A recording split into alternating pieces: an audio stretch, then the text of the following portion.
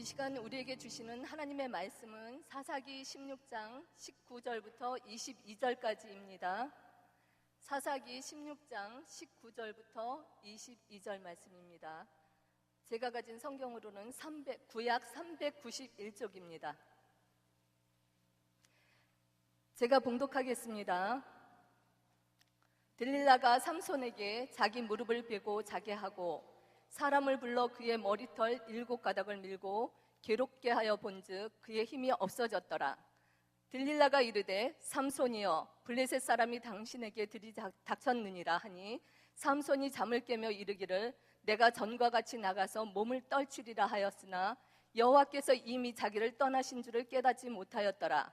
블레셋 사람들이 그를 붙잡아 그의 눈을 빼고 끌고 가사에 내려가 놋줄로 매고 그에게 옥에서 맷돌을 돌리게 하였더라. 그의 머리털이 밀린 후에 다시 자라기 시작하니라. 아멘.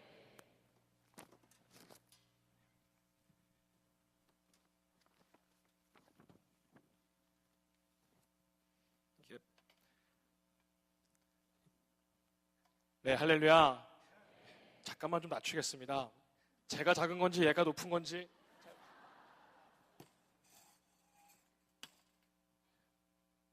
네, 아까 어느 분이 제가 들어올 때 막 아까 연습을 했거든요. 그랬더니 목사님 구두 벗으니까 푹 꺼지셨어요 그러더라고요. 제가 좀 낮아졌어요 이러면 아유 그렇죠 할 텐데 푹까지는 아니지 않습니까? 네, 우리 앞뒤 좌우 계신 분들과 인사 나누시겠습니다. 사랑합니다. 축복합니다. 우리는 부흥합니다. 인사 나누시겠습니다.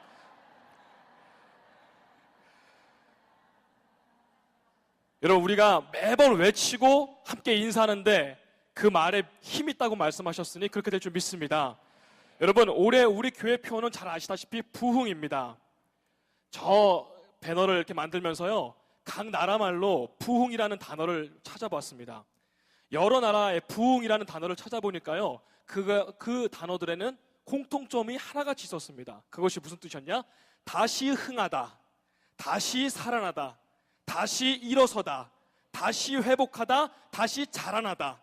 모두가 다시의 의미를 그 안에 담고 있었습니다. 그렇게 볼 때 우리에게 다시를 주시는 우리 하나님은 다시의 하나님이시요, 이 뜻을 담고 있는 부흥이라는 단어만큼 여러분 우리에게 힘이 되고 소망이 되는 단어는 없는 것 같습니다. 여러분, 우리 서로 축복하기를요, 올해 우리나라 그리고 우리 이천중앙교회 그리고 우리의 가정과 생업과 일터와 나의 인생에 다시 흥하는, 여기 다시 흥하는 써있는데요, 다시 흥하는 부흥의 한 해가 되기를 소망합니다. 앞 순서에 저희 사랑교구가 각 나라의 전통 의상을 이렇게 입었습니다. 다시 흥하는 이 부흥의 물결이 우리 교회 안에서만, 내 가정만, 나만, 이것이 아니라 전 세계 열방으로 퍼져나가길, 그 하나님의 여호와의 영광을 인정하는 것이 물이 바다를 덮은 것처럼 전 세계로 그 부흥의 물결이 퍼져나가는 것을 또 염원하는 마음으로 그렇게 담아서 우리가 한번 생각을 해보았습니다. 마침 그 외에 또 빨강 티셔츠를 입으신 우리 교구분들이 계신데요, 이 빨간 티셔츠와 부흥이라는 것이 너무나 또 잘 맞는 것 같아서 참 보면서 같이 은혜가 되었습니다. 자, 여러분, 부흥은 다시 흥하다, 다시 살아나다, 다시의 의미를 담고 있다고 말씀드렸는데요, 그 말씀이 또 오늘 구절에도 쓰여져 있습니다.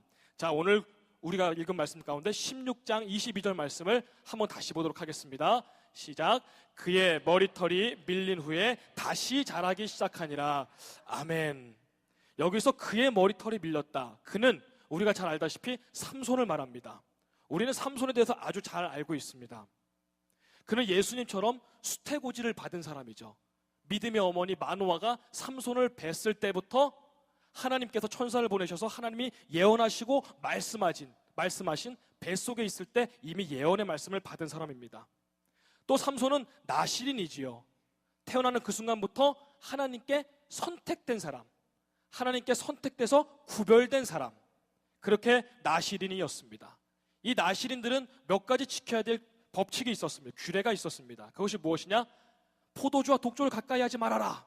또 머리칼에 칼을 대지 마라, 자르지 말아라. 부정한 것에 가까이 가지도 말고 몸을 대지도 말아라. 부정한 곳에 가지도 하지도 말아라. 오늘을 살고 있는 우리 그리스도인들을 이 당시 나실인과 같이 이렇게 비유하기도 하죠. 우리가 지금 이 시대의 나실인들입니다. 하나님께서 선택하신 사람, 하나님께서 구별하여 부르심 받은 우리들. 여러분, 뭐니 해도 삼손하면 큰 힘이 생각이 나죠. 삼손하면 여러분 힘이죠. 하나님께서 삼손에게 초능력과 같은 초자연적인 힘을 그에게 부어주셨습니다. 그리고 그는 직책이 있었죠. 사사였습니다. 사사는 그 당시에 재판관. 근데 재판관으로 이렇게 국한되어지는 것이 아니라 그 나라의 종교, 정치, 군사의 지도자였습니다. 백성들의 영적인 지도자요, 또 그리고 실제적인 정신적인 지도자이기도 했습니다. 한마디로 이스라엘의 왕이 세워지기 전에 민족의 지도자가 바로 삼손이었습니다. 그리고 우리가 잘 알고 있다시피 그 비결은 머리카락에 있었죠. 그런데 오늘 22절 말씀에 그의 머리털이 밀렸다, 다 깎여졌다, 강제로 그렇게 기록되어 있습니다. 어떻게 이런 일이 벌어졌나? 그 배경이 되는 19절부터 21절까지를 우리가 조금 더 자세히 한번 살펴보겠습니다. 드릴라가 삼손에게 자기 무릎을 베고 자게 하고 사람을 불러 그의 머리털 7가닥을 밀고 괴롭게 하여 본즉 그의 힘이 없어졌더라. 드릴라가 이르되 삼손이여 블레셋 사람이 당신에게 들이닥쳤느니라 하니 삼손이 잠을 깨며 이르기를 내가 전과 같이 나가서 몸을 떨치리라 하였으나 여호와께서 이미 자기를 떠나신 줄을 깨닫지 못하였더라. 블레셋 사람들이 그를 붙잡아 그의 눈을 빼고 끌고 가사에 내려가 노줄로 매고 그에게 옥에서 맷돌을 돌리게 하였더라. 아멘. 자, 여러분, 오늘 이 삼손을 통해서 또 말씀을 통해서 우리에게 주시는 메시지가 있는데요, 교훈이 있는데요, 우리 한번 보도록 하겠습니다. 첫째로, 다시 흥하게 하시는 하나님을 기억해야 됩니다. 20절 말씀해 보니까요, 삼손은 블레셋 사람들이 막 들이닥쳤습니다. 그랬더니 삼손이 이렇게 말하죠. 내가 전과 같이 다시 나가서 내 몸을 떨쳐버리리라, 이렇게 말합니다. 늘 지금까지 그래 왔듯이 내가 나가서 다 부숴버리겠다, 다 쳐부숴버리겠다, 다 해쳐버리겠다, 늘 하던 대로 내 몸을 후루룩 떨쳐버리리라, 그렇게 말합니다. 그런데 여러분, 그 바로 이어서 이렇게 성경은 말씀하고 있습니다. 여호와께서 이미 자기를 떠나신 줄을 깨닫지 못하였더라. 여호와께서 이미 자기를 떠나신 줄을 그는 깨닫지 못하였더라. 여러분, 성경에서 이 구절보다 더 비참하고 더 안타까운 구절을 찾기도 힘들 것 같습니다. 하나님께서 이미 자기를 떠나셨으나 그거를 깨닫지 못하는 하나님의 선택받은 사사요 나실인이었던 삼손. 하나님이 자기를 떠나신 줄을 이미 모르고 있었던, 착각하고 살았던 삼손. 그리고 오늘날 우리가 나실인이라고 했죠. 하나님께서 이미 자기를 떠나신 줄을 깨닫지 못하고 그냥 살아가는 오늘날 우리 그리스도인들, 수많은 사람들. 삼손은 세상이 너무 좋았습니다. 그래서 세상과 교제에 아주 온통 거기에 관심과 신경을 쏟다가 영적으로는 둔감해져 버렸죠. 이미 하나님께서 나와의 관계를 하나님께서 이미 끊으신 줄을 자기만 몰랐습니다. 성경에 기록된 가장 안타까운 구절 가운데 한 구절. 여러분, 혹시 요즘 나도 이 삼손처럼 하나님께서 이미 자기를 떠나신 줄을 그는 깨닫지 못하였더라. 우리 내 영적인 상태가 혹시 이렇지 않은가 우리 한 번쯤 점검해 봐야 될 것입니다.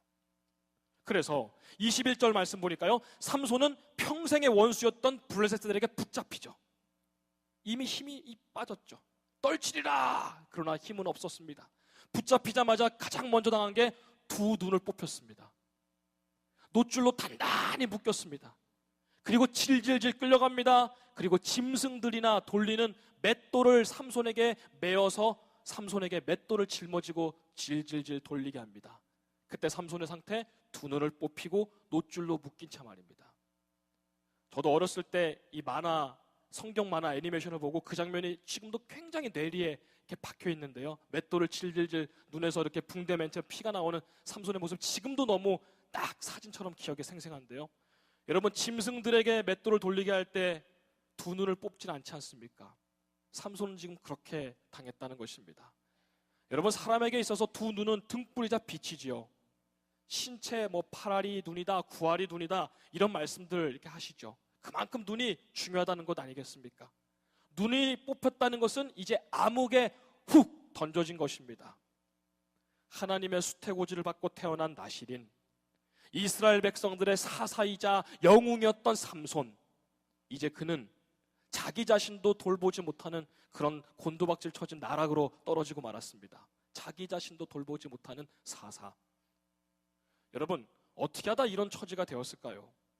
하나님을 향해 눈을 들어서 봐야 될 그가 세상의 눈을 돌림으로 영적인 장님이 되어버린 것입니다. 영적으로 안목이 스스로 그는 흐려지게 만들었던 것이죠. 육신의 장님이 되기 전에 그는 이미 영적인 장님이 되었던 것 아닐까요? 영적인 장님이 되어서 무분별하게 죄악을 행하다가 하나님께 버림받고 그 힘은 다 잃어버리고 가장 비참하게 나락으로 떨어진 삼손. 여러분, 저도 말씀을 준비하면서 찾아봤는데요, 삼손이 지금 맷돌을 돌리고 있는 가사라는 곳에 끌려갔죠. 그 성에서 지금 맷돌을 돌리고 있는데요, 가사라는 곳이 어떤 곳인가? 이런 곳이더라고요. 삼손이 이미 일찍이 몇 년 전에 그 가사라는 성에 들어가서 블레셋 군인들을 막 무찔렀습니다. 그리고 그 기념으로 성문, 그 성의 대문을 뽑아 갖고 왔습니다. 기념으로. 얼마나 블레셋 사람들에게는 모욕적이고 모멸감의 순간이었겠을까요? 그런데 지금은 완전히 입장이 뒤바뀌어서 그곳에서 지금 삼손이 이렇게 맷돌을 돌리고 있는 것입니다. 블레셋 사람들의 구경거리고 조롱거리가 된 채 말입니다. 이처럼 우리 그리스도인들이 영적인 장님이 되었다는 것이 얼마나 무서운 일이요, 영적인 장님이 되는 순간 얼마나 세상에 조롱거리가 된다는 것을 오늘 말씀을 통해 생생히 우리는 다시 한번 배울 수 있죠. 자, 그렇다면 우리 어떻게 해야 될까요? 둘째로, 다시 하나님께 마음을 드려야 합니다.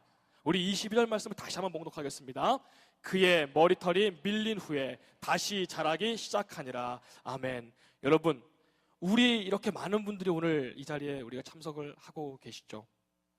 오늘 이 자리에 모이신 분들 가운데 우리가 여지껏 인생을 살아오시면서 그 누구 하나 실패 경험이 나는 한 번도 없어 라고 하실 분 여기 누가 있으시며, 누구 하나 나는 지금까지 살아오면서 단 한 번도 실패하거나 상처받거나 아픔이 있거나 눈물이 있거나 그런 분 없으신 분들 우리 가운데 여러분 누가 여러분 이 자리에 있으시겠습니까? 주일날 우리가 만나면 저도 그런데요, 할렐루야 권사님 하고 목소리 쫙 깔고 점잖게 인사하지만 여러분 우리들 중에는 지금도 오늘도 삼손처럼 머리털이 밀리신 분들이 아마 곳곳에 많이 계실 것 같습니다.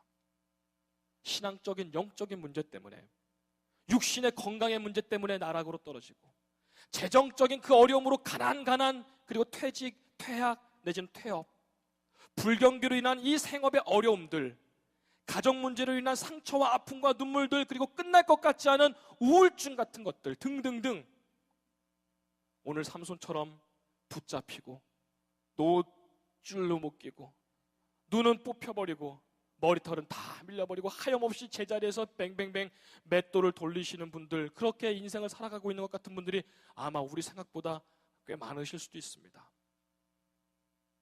자, 그런데요, 오늘 본문이 이렇게 끝나면 너무하신 하나님이시죠. 이렇게 본문이 끝나면 너무 심판하시고 너무 혼내시기만 한 무서운 하나님이시죠. 그런데 우리가 방금 읽었던 것처럼 우리 하나님은 다시 흥하게 하는 하나님이신 줄 믿습니다. 다시 흥하게 하신 하나님, 부흥의 하나님.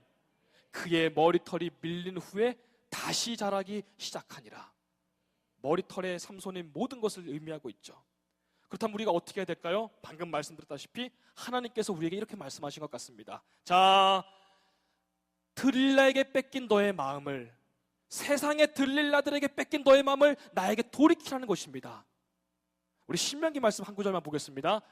너는 마음을 다하고 뜻을 다하고 힘을 다하여 내 하나님 여호와를 사랑하라. 아멘. 제가 새벽 예배 이렇게 묵상하고 설교하는 그 구절이 요즘 신명기 말씀인데요, 마음에 대해서 그렇게 많이 말씀하시더라고요. 너의 마음을 다하고 뜻을 다하고 힘을 다하라.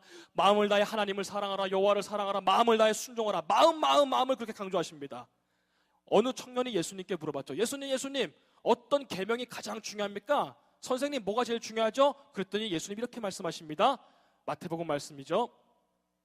내 마음을 다하고 목숨을 다하고 뜻을 다하여 힘을 다하여 주 너의 하나님을 사랑하라. 예수님께서도 그 마음을 다하라 그럽니다. 마음을 다하라. 하나님께서 우리 중심, 마음을 보시는 분이시요, 우리의 마음이 가는 곳에 몸도 따라가기 때문이지 않을까요? 그러고 보니까 들릴라가 삼손을 이렇게 비참하게 만드는 주인공이죠. 뭐 여러 가지 사연과 이유가 있지만요, 삼손을 유혹할 때 들릴라가 이런 말을 합니다. 사사기 16장 15절 말씀이니까요. 너의 마음을 나에게 달라. 들릴라도 이렇게 말했습니다. 마음이 그렇게 중요하니까요.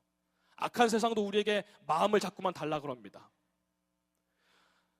자, 우리 주변에 이렇게 많은 삼손과도 같은 맷돌을 돌리고 머리는 밀리고 처지가 이런 분들이 꽤 많을 수도 있는데요. 왜 그럴까요? 너무 우리 많이 볼 수 있는데요.